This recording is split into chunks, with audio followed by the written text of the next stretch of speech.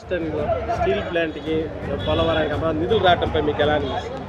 రాష్ట్రానికి అది ఎంతో గర్వంగా ఉంది. ఎందుకంటే గత ప్రభుత్వాలు ఈ కూటమి ప్రభుత్వం ఏదో స్టీల్ ప్లాంట్ ఏదో చేయాలని చూస్తుంది, వీళ్ళు కూడా స్టీల్ ప్లాంట్ ప్రైవేటిజేషన్కి అనుకూలమని తప్పుడు ప్రచారాలు చేశారు. ఇవాళ వాళ్ళు విడుదల చేసిన నిధులు చూస్తే అది తప్పని తేలిపోయింది. సో ఇప్పుడు వాళ్ళు ఏంటంటే ఇప్పుడు గత పాలకులు ఏంటంటే ఇప్పుడు అది జీర్ణించుకోలేకపోతున్నారు. సో చంద్రబాబు నాయుడు గారు కానీ కూటమి ప్రభుత్వం ఏదైతే ఉందో ప్రజల మంచి కోసమే ముందుకెళ్తుంది కాబట్టి ఆ మంచి ఉద్దేశాన్ని కేంద్రం కూడా మెచ్చుకొని ఆలోచించి ఎన్నో వేల కోట్లు విడుదల చేయడం జరుగుతుంది. అది అడగడానికి వైసీపీ వాళ్ళకి అసలు మినిమం అర్హత ఉందా? అది అడగాలంటే వాళ్ళు ఏమన్నా మిగులు నిధులు ఉంచేసి వెళ్ళి ఆ నిధులు ఏం చేశారు, రాష్ట్రాన్ని ఏం చేద్దాం అనుకుంటున్నారని అడిగే హక్కు వాళ్ళకు ఉంది. ఆ నైతిక విలువలు కూడా వాళ్ళకి లేవు.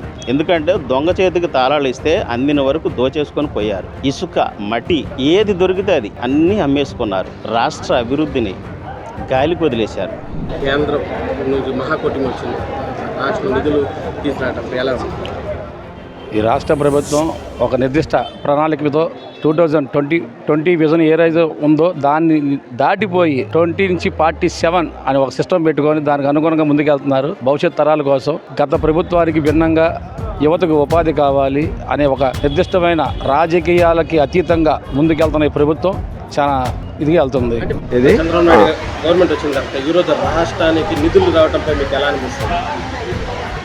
అనుభవం ఉన్నటువంటి ముఖ్యమంత్రి అరాచక ముఖ్యమంత్రికి తేడా ఈ 6 నెలల్లోనే మనకు తెలుస్తున్నటువంటి పరిస్థితి. మొన్నటి వరకు 1వ తారీఖు నుంచి 20వ తారీఖు వరకు కూడా ప్రభుత్వ ఉద్యోగాలకు జీతభత్యాలు ఇవ్వలేని పరిస్థితిలో జగన్మోహన్ రెడ్డి ప్రభుత్వం ఉండేది. 1వ తారీఖు నాడే ఆ బ్యాంక్ అకౌంట్లో జీతాలు పడుతున్నటువంటి పరిస్థితి నారా చంద్రబాబు గారి నాయకత్వంలో ఉన్నటువంటి ఎన్డీఏ గవర్నమెంట్ నుంచి వస్తుందంటే ఏ రకంగా నిధులు సమకూర్చుకోవాలో తెలిసినటువంటి వ్యక్తి, ప్రజల మీద భారాలు లేకుండా నిధులు పెద్ద ఎత్తున సమీకరించి మంచి పాలన సాగిస్తున్నటువంటి ముఖ్యమంత్రి ప్రశంసలు పొందుతున్నారు 6 నెలల కాలంలోనే. వైసీపీ వాళ్ళు అంటున్నారు గవర్నమెంట్ వచ్చే నెల అవుతుంది, వాళ్ళు చెప్పింది నిజమే. ఈ 6 నెలల కాలంలో వాళ్ళ 5 సంవత్సరాల పాలన 25 సంవత్సరాలు వెనకబడింది.